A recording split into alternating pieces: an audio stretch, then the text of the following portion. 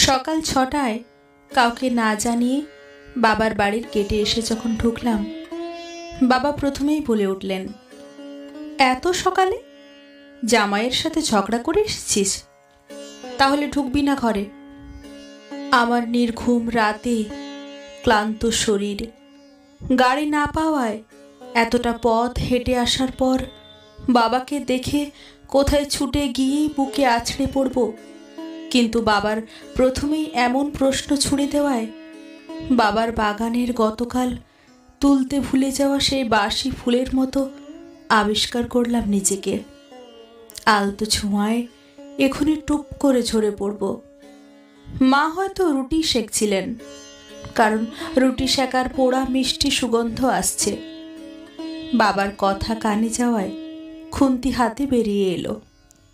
আমাকে দেখে প্রথমে চওড়া হাসি দিয়ে পা বাড়াতেই বাবা আবার হুঙ্কার দিয়ে বলে উঠল, মেয়ে বাপের বাড়ি আসবে ভালো কথা, ওকে বলে দিও ঝগড়া ঝামেলা করে এখানে এলে আমার ঘরে কোনো জায়গা নেই। বাবার কথা মা খুব একটা অমান্য করে না, কিন্তু এই কথা যেন মায়ের কানেই যায়নি। মা ছুটে এসে আমাকে ধরে। আমার হাতে পায়ে তীব্র কাঁপুনি শুরু হয় মায়ের এমন আদর মাখা হাতের স্পর্শ পেয়ে। মা উৎকণ্ঠা নিয়ে বলে ওঠে, কিরে মনি, জ্বর নাকি তোর? আয় ভেতরে আয়। আমাদের একতলা বাড়ি, চারিদিকে বাগান আর গাছপালা। গাছপালা না, ওগুলোকে ঝোপ বলাই ভালো, পরিষ্কার করার কেউ নেই তাই। রান্নাঘর, বিশাল বারান্দা আর 4টা রুম। এটা দাদুর আমলের বাড়ি। এই শহরে এমন জায়গায় এমন বাড়ি সবার কাছেই অদ্ভুত লাগে। আশেপাশে সব বড় বড় আকাশ ছোঁয়া বাড়ি। বাবা চিরকালই সন্তানদের শাসনে রাখায় বিশ্বাসী। মা স্টিলের থালে করে ধোঁয়া ওঠা বাঁধাকপি ভাজি আর সবে ফুলে উঠেছিল এমন একটা রুটি তাওয়া থেকে অনেকটা খাবলে নামিয়ে ছিঁড়ে আমার মুখে তুলে দিল। আমার শুকিয়ে যাওয়া ঠোঁট যেন গরম রুটির ভাবে আরও কুঁকড়ে যাচ্ছে। বাবা সমানে পায়চারি করে যাচ্ছে, মোবাইলটা হাতে দিদি দাদাদের ফোন করে যাচ্ছে। কেউ রিসিভ করেনি এত ভোরে, নিশ্চয় কল ব্যাক করবে, তাই হাতে নিয়ে আছে। মেয়েকে একদম প্রশ্রয় দেবে না, ঝগড়া ঝামেলা হবে তা নিয়ে ভোর রাতে বাবার বাড়ি এসে বিচার বসানোর পক্ষপাত করার মতো বাবা আমি নই। ওকে বলে দাও আমি মোটেও মেয়ের আবদারের প্রশ্রয় দেব না, এতে মেয়ের সংসার টিকবে না। আমি মায়ের দিকে তাকাতেই মা চোখ টিপে খেয়ে নিতে বলে। আমার হাতে থালা ধরিয়ে দিয়ে উঠে গিয়ে বাবাকে বলে, মিতা আসুক, ও কথা বলবে, তুমি শান্ত হও। আমরা তো জানি মনি এমন হুটহাট কাজ করার মেয়ে না, নিশ্চয়ই কিছু হয়েছে, আমি বুঝিয়ে পাঠিয়ে দেব। মায়ের কথাটা শুনে রুটিটা যেন গলায় আটকে গেল। কেউ একবারের জন্য জানতেও চাইছে না কি হয়েছে, কেন এসেছি, 2 বছরের ঘুমন্ত বাচ্চা ফেলে কেন পালিয়ে এলাম। আমরা 4 ভাই বোনের মধ্যে আমি সবার ছোট। বড় দিদি আর দাদা কাছাকাছি বয়সের, আমার সাথে ওদের পার্থক্য প্রায় 15 বছরের মতো। ছোট দাদার সাথে 5 বছরের পার্থক্য। ছোটবেলা থেকেই বড় অভিমানী আর আত্মসম্মান বোধ ছিল আমার। বাবাকে দেখেই শেখা হয়তো। কেউ যদি একবার আমাকে কোনো কিছুতে না বলতো, সেই জিনিস বা ব্যক্তিটির দিকে আর ফিরেও তাকাতাম না। বন্ধু মহলে তাই আমাকে অহংকারী নাম দেওয়া হয়েছিল। নিজের অনিচ্ছা সত্ত্বেও বাবার পছন্দের গাড়ি বাড়িওয়ালা এক সুপাত্রের সাথে বিয়ে হলো। বিয়ের 2 দিনের মাথায় বুঝে গিয়েছিলাম এদের ঘরে কোনো কিছুর অভাব না থাকলেও ঘরে মেয়েদের প্রতি সম্মান দেখানো মনোভাবের বড্ড অভাব, যেটা বাবা রাগী মানুষ হলেও আমাদের ঘরে ছিল না। শিমুল কথায় কথায় বাপের বাড়ি নিয়ে কথা বলে। ও মায়ের কথা শুনে ভালো খারাপ বিচার না করেই কথা শোনায়। শাশুড়ি মায়ের মনে হাজার চেষ্টা করেও নিজেকে যোগ্য করে তুলতে পারিনি। কখনো লিমিট ক্রস না করলেও মুখের কথা, সারাক্ষণ ঝগড়া ঝামেলায় একসময় আমি ক্লান্ত হয়ে পড়ি। আমাকে চাকরি করতে দেওয়ার কোনো প্রয়োজন তাদের নেই, সব আছে তো। সত্যি সব আছে, দামি শাড়ি, দামি ব্যাগ, হাত খরচের টাকা, তবে নেই শুধু মানসিক শান্তি। যে দুটো মানুষের সাথে সারাদিন কাটাতে হয়, সেই মানুষ দুটো যদি আপন না হয়, তবে বাইরের থেকে তাকালে এইটাকে কোনো সমস্যা কেন, সমস্যার আওতাতেও আনা যায় না। মানুষ কত কষ্টে আছে, খেতে পারে না, পড়তে পারে না, জামাই মদ খায়, মারে, টাকার জন্য চাপ দেয়, শ্বশুরবাড়িতে দেবর, চা, ননদ, কত ঝামেলা। আমার এসব কিছুই নেই, তাই নিজেই ঝামেলা বানাচ্ছি। মাকে ফোন করে মাঝে মধ্যে কান্নাকাটি করে বললেও পাশে বাবার স্বর শোনা যায়। মেয়ের সংসারে নাক না গলানো আদর্শ বাবার মতো বলে, মেয়ের এইসবে কখনো প্রশ্রয় দেবে না, এতে মেয়ের সংসার টেকে না। মাও আমাকে আশ্বাস দেয়, ঠিক হয়ে যাবে, তোরই তো সংসার, সব তো পাচ্ছিস, কজন পায় এমন। আমি দীর্ঘশ্বাস ফেলি, যা মোবাইলের ও প্রান্ত থেকে এ প্রান্ত আসে না। সারা জীবন আত্মসম্মান বোধটাকে একটু একটু করে জ্বালিয়ে সংসার সংসার খেলা পাতি, ছেলের সাথে খেলতে বসি।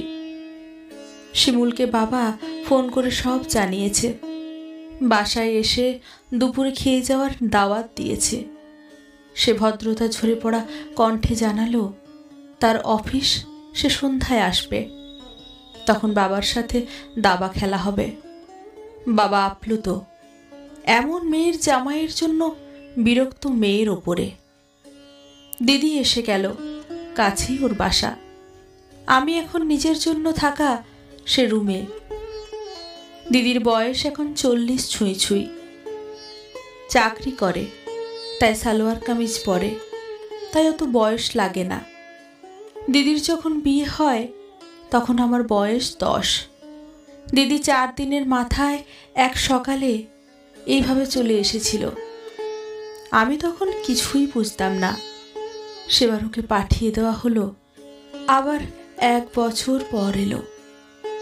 আমি ঘুমন্ত ভেবে দিদিকে আমার খাটে বসিয়ে বৌদি বোঝাচ্ছিল, শরীরের সুখটাই কি সবচেয়ে বড়? দেখো না, সমাজে এই কারণ কি তুমি সবার সামনে বলতে পারবে?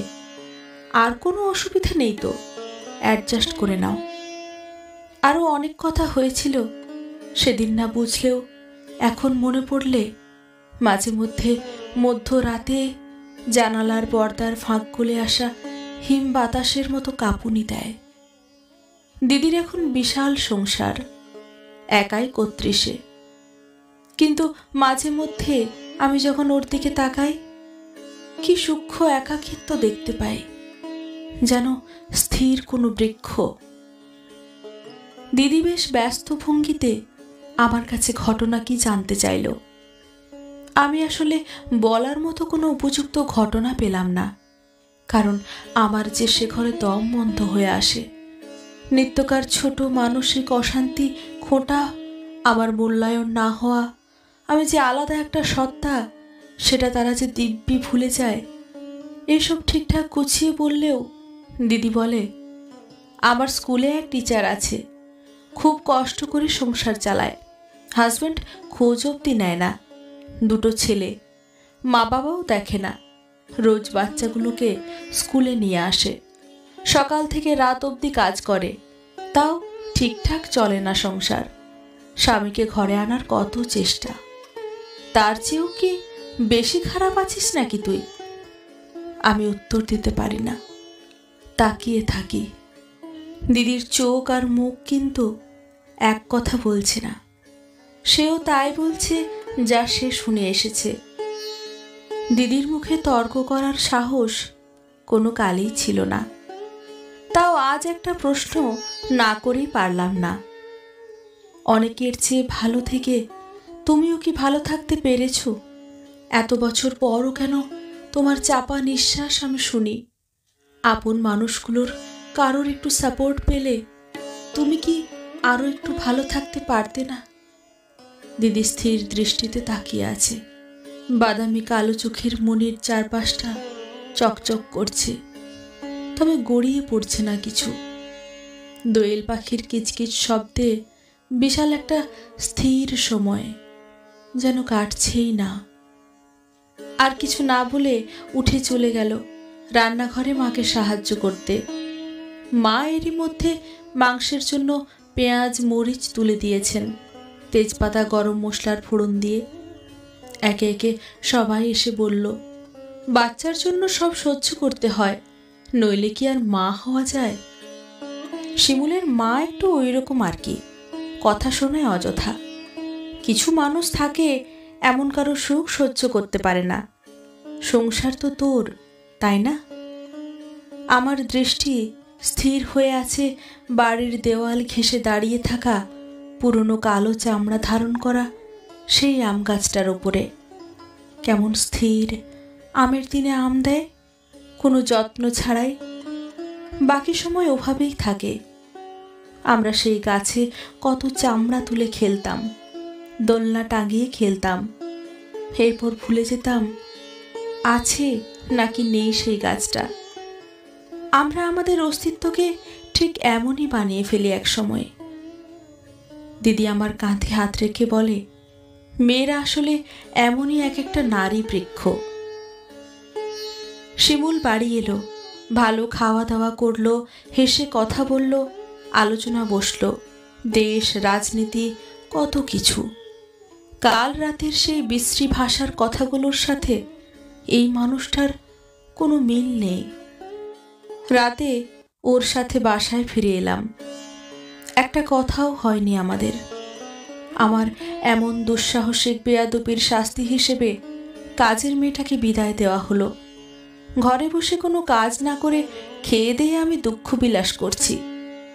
পরের দিন ওয়াশরুমে টুলে বসে শিমুলের শার্টের কলার পরিষ্কার করছিলাম, দুই হাতে হাঁটুর উপরে তুলে। শিমুল আরেকটা টি শার্ট ওয়াশরুমের ফ্লোরে ছুঁড়ে দিয়ে ব্যঙ্গস্বরে বলল, খুব তো গিয়েছিলে বাপের বাড়ি, রাখলো? সেই তো গছিয়ে দিল আবার। অন্য সময় হলে আমার এই কথাতে কান্না আসতো কিংবা প্রতিবাদ করতাম। আজ যেন কথাটা আমিও সত্য মেনে জামার কলারটা পরিষ্কার করাতেই মনোযোগ দিলাম, যেন তেমন কোনো কথাই না এটা। দিদির কথাটা মনে পড়ল আবার। মেয়েরা এইভাবেই ধীরে ধীরে নিজেকে বৃক্ষ বানিয়ে ফেলে। মেয়েরা আসলে এক একটা নারী বৃক্ষ।